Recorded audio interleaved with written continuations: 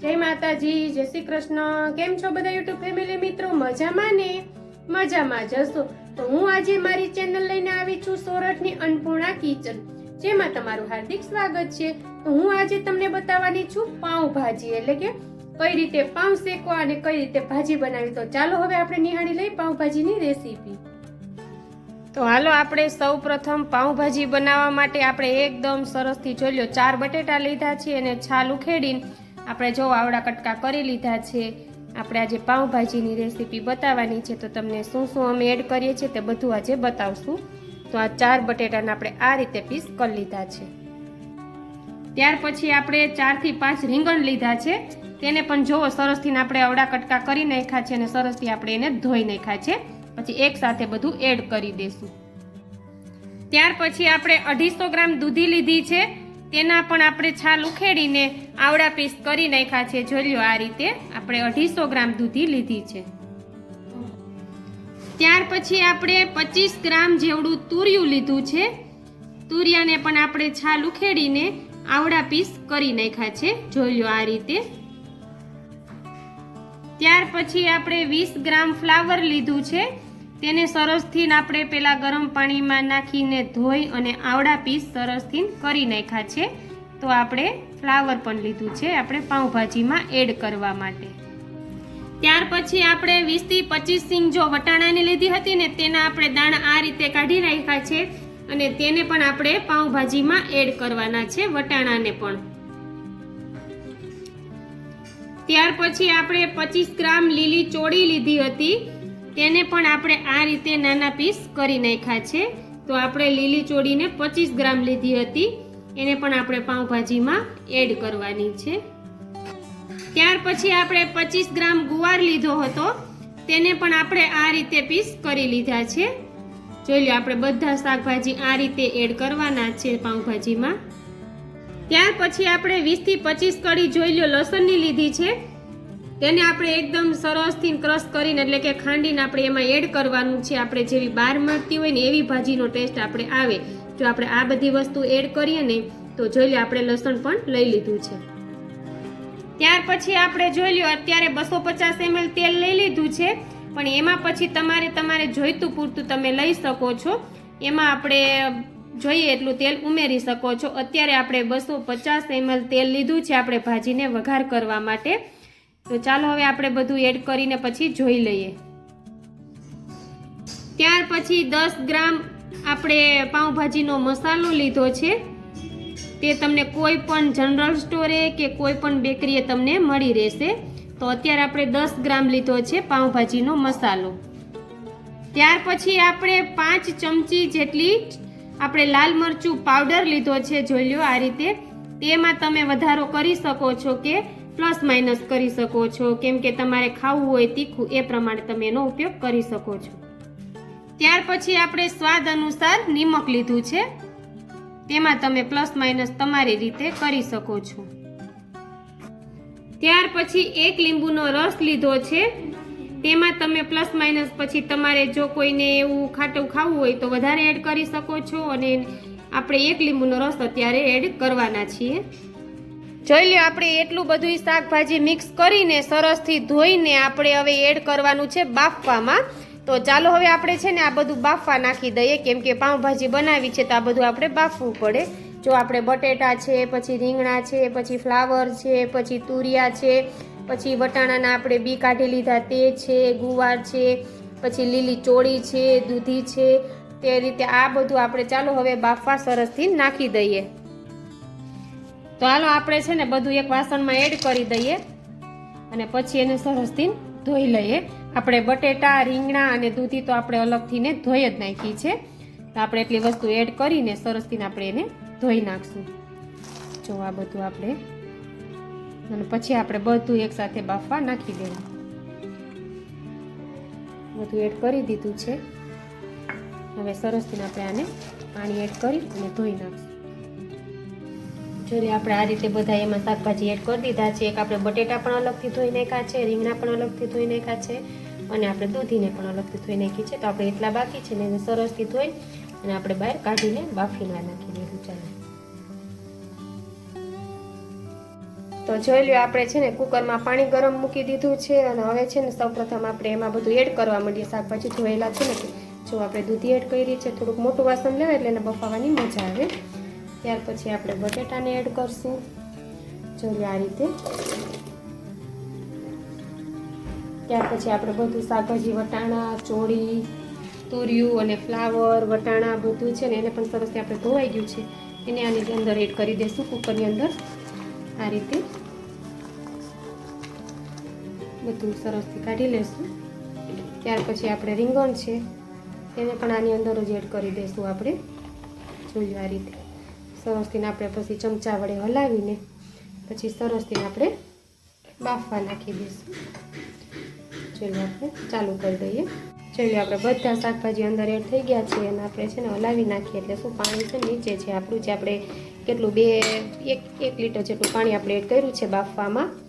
આપણે એને છે ને હવે આ રીતે સરસથી રાખી અને પછી આપણે કુકરનું ઢાંકણું હવે બંધ કરી દઈશું એટલે સરસથી આપણું હવે શાકભાજી બધા બફાઈ જશે. ચાલો આપણે કુકરને બંધ કરી દીધું છે અને હવે 4 થી 5 સીટી આપણે બોલાવવાની છે. 4 થી 5 સીટી બોલી જાય એટલે આપણે હવે એને ઉતારી લેવાનું છે.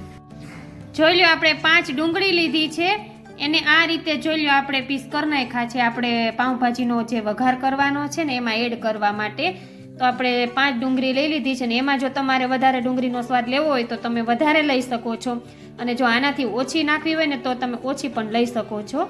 અત્યારે આપણે 5 ડુંગળી લીધી છે. જોઈ લો આપણે છે ને મીડિયમ સાઇઝના ટમેટા લીધા હતા 5 તો તેને આવી રીતના આપણે છે ને ખમણી નાખ્યા છે સરસથી એકદમ ક્રશ કરી નાખ્યા છે. જોઈ લો તો આપણે મીડિયમ સાઇઝના 5 ટમેટાનું આ રીતે આપણે ક્રશ કરી નાખ્યા છે. એને પણ આપણે પાઉંભાજીના વઘારમાં એડ કરવાનું છે. ત્યાર પછી આપણે લસણની કળી લીધી હતી ને એને આ રીતે જોઈ લો ક્રશ કરી નાખી છે. આપણે નાની ખમણી હોય ને એના શું એ ખમણીને જોઈ લો આ રીતે. જોઈ લો આપણું બધું બફાઈ ગયું છે અને આ રીતે આપણે જોઈ લો હવે બધું ક્રશ કરી નાખવાનું છે. જોઈ લો આ રીતે બધું આપણું બફાઈ ગયું છે. આપણે જે બધા શાકભાજી એડ કર્યા ને એટલે હવે ચાલો હવે આ બધું આપણે એકસાથે ક્રશ કરી નાખીએ. જોઈ લો તો આ રીતે ક્રશ કરે છે.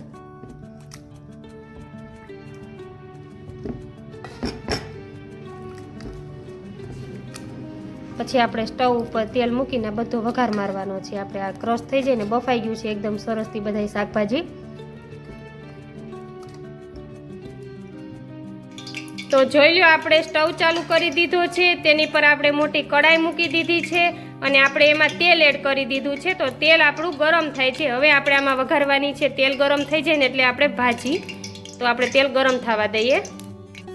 જોઈ લો આપણું તેલ ગરમ થઈ ગયું છે અને સૌ પ્રથમ આપણે એમાં ડુંગળી એડ કરી છે. જોઈ લો આ રીતે આપણે ભાજી અત્યારે વઘારીએ છીએ તો આપણે એમાં ડુંગળી એડ કરી છે. ત્યાર પછી આપણે ટમેટાની જે આપણે કરી હતી ને ક્રશ કરીને ગ્રેવી તેને એડ કરી છે તેલમાં. ત્યાર પછી આપણે લસણની જે પેસ્ટ બનાવી હતી ને તેને એડ કરી છે આ રીતે. ત્યાર પછી આપણે બધું મિક્સ કરીને હલાવી નાખવાનું. જોઈ લો અત્યારે આપણે તેલ મૂકી દીધું હતું, ગરમ થઈ ગયું. ત્યાર પછી આપણે ડુંગળી, ટમેટાં અને લસણને આપણે તેલમાં સાતળવાના છે એટલે એકદમ સરસથી આપણે એને ચડવા દેવાનું છે. હવે આ રીતે જોઈ લો આ રીતે આપણે એમાં પછી લાલ મરચું પાવડર જે લીધું છે ને તે એડ કરીએ છીએ. જોઈ લો આ રીતે એકદમ સરસથી ભાજીનો કલર લાલ થાય તે માટે આપણે આની અંદર જ એડ કરી દીધું છે. એકદમ સરસથી તમે બહાર ભાજી ખાતા હો ને એવો સરસ સ્વાદ આવે જો તમે આ રીતે બનાવશો ને. તો આમાં અમે શું શું એડ કર્યું ને તે તમે ખાસ જોજો. તમારે જો તીખું ખાવું હોય તો વધારે તમે લાલ મરચું પાવડરને એડ કરી શકો છો તમારા સ્વાદ અનુસાર, કેમ કે ભાજી તો આપણે તીખી તમતમતી હોય ને તો જ મજા આવે. ત્યાર પછી આપણે નિમક એડ કરીએ છીએ.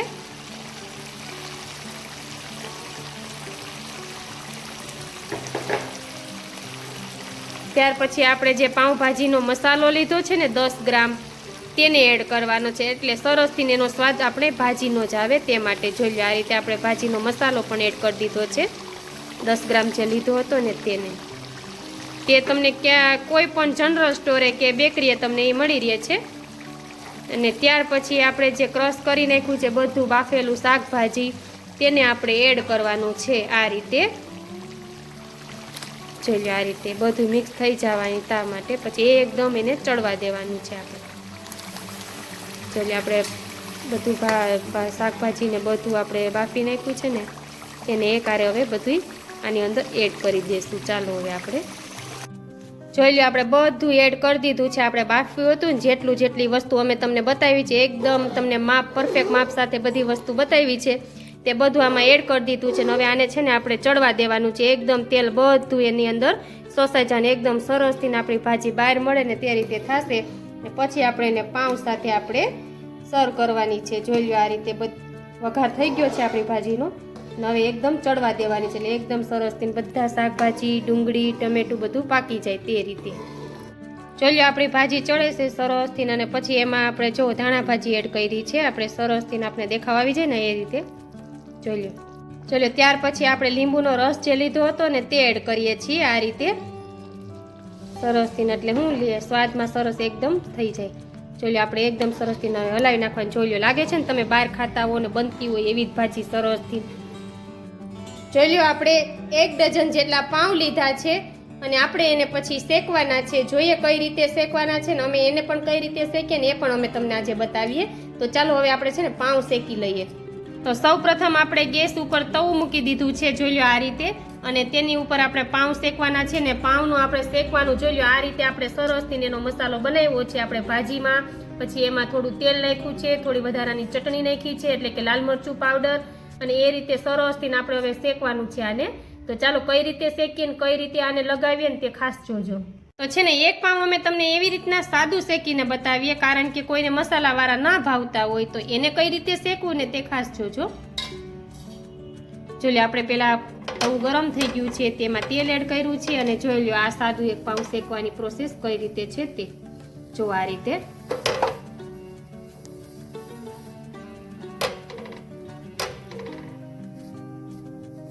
તેલ લગાવી દીધું છે આપણે અને પછી આપણે શેકીએ છીએ.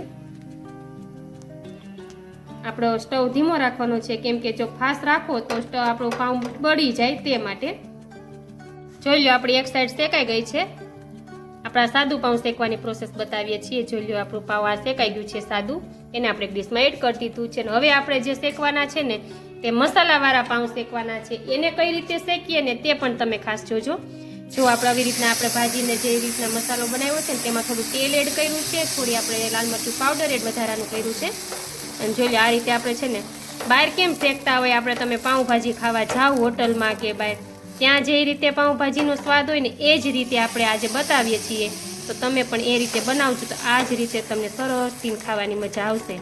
જો મસાલો એડ કરી અને આ રીતે જોઈ લો આપણે ભાજીવાળા પાઉં શેકીએ છીએ સરસથી મસાલાવાળા. તો સૌ પ્રથમ આપણે ભાજી એડ કરી છે ને સરસથી પાઉં એની ઉપર એડ કરી દીધું છે. જોઈ લો આ રીતે જો થાય છે સરસથી. ત્યાર પછી પાછી આપણે ભાજીવાળો મસાલો એડ કરો. ત્યારે જો આ રીતે તમે બહાર ખાતા હોય ને જેમ પાઉંભાજી ને એકદમ સરસથી પોચી આવા પાઉં બની ગયા જો એ રીતે તમારો સ્વાદ આવે છે. તો તમે જોઈ લો આ રીતે જરૂરથી બનાવજો. જો તો સરસથી તમને પાઉંભાજી ખાવાનો બહાર જેવો સ્વાદ સરસથી આવશે. તે માટે પાઉં આવા શેકેલા હોય ને તો જ તમને ખાવાની મજા આવે આ રીતે. અને ગરમ ગરમ શેકતા જાય ને જો આપણે જમતા જાય ને તો મજા જ આવે કંઈક બહાર ખાતા હોય ને એવી ફિલિંગ સાથે. જો આ શેકાય છે આપણા પાઉં. સાદું કઈ રીતે શેકવું એ પણ બતાવ્યું છે તમને અને આ મસાલાવાળું પાઉં કઈ રીતે શેકવું ને એ પણ અમે તમને બતાવીએ છીએ. ભાજીની પ્રોસેસ તો તમે આગળ જોઈ જ લીધી છે.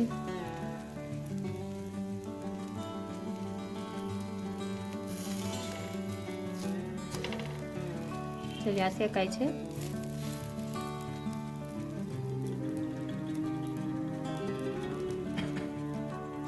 જો આ શેકાઈ ગયું છે અને હવે આપણે એક ડીશમાં એને પણ એડ કરી દીધું છે. જોઈ લો આ રીતે લાગે છે ને સરસ. હવે ભાજી સાથે આપણે સર્વ કરી લેશું. જોઈ લો આપણી ભાજી એકદમ સરસથી તૈયાર થઈ ગઈ છે. તો આપણી તૈયાર થઈ ગઈ છે ડીશ પાઉંભાજીની. તો જોઈ લો આપણે ભાજી બનાવી છે તેની પ્રોસેસ બતાવી છે તમને કેવી રીતે બનાવી. આપણે બહાર ખાતા હોય ને એ જ ફિલિંગ સાથેની ભાજી બનાવી. અને આ પાઉં જોઈ લો આપણે આ શેકેલા બનાવ્યા છે. આવી રીતના આપણે મસાલા પાઉં બનાવ્યા છે. આપણે ભાજીને થોડું એમાં તેલ એડ કર્યું છે અને થોડું આપણે મરચું પાવડર એડ કર્યો છે અને સરસથી જોઈ લો આપણે આ પાવને શેકી નાખ્યા છે. અને આ સાદા પાવ, જો કોઈને મસાલા પાવ ન ભાવતા હોય તો કોઈને સાદા પાવ ભાવતા હોય તો એ કઈ રીતે શેકાય ને એ પણ પ્રોસેસ અમે તમને બતાવી છે. અને ભાજી સાથે એકદમ સરસથી આપણે અડદનો પાપડ લીધો છે અને ડુંગળી લીધી છે. તો સરસથી આપણી ડીશ તૈયાર થઈ ગઈ છે. તો ઘરે બનાવજો ભાજી, કેમ કે શાકભાજી સરસથી શિયાળામાં એકદમ સરસથી તાજા માજા હોય અને સરસથી તમે ભાજી અમે બનાવીને એ જ રીતે બનાવજો. એકદમ સરસથી તમે બહાર હોટલમાં જમતા હોય ને એ જ તમને આંગળા ચાટતા રહેજો ને એવી સરસથી તમારે ભાજી બનશે. તો ચાલો તમે મારી રેસીપી જોઈને જ બનાવજો.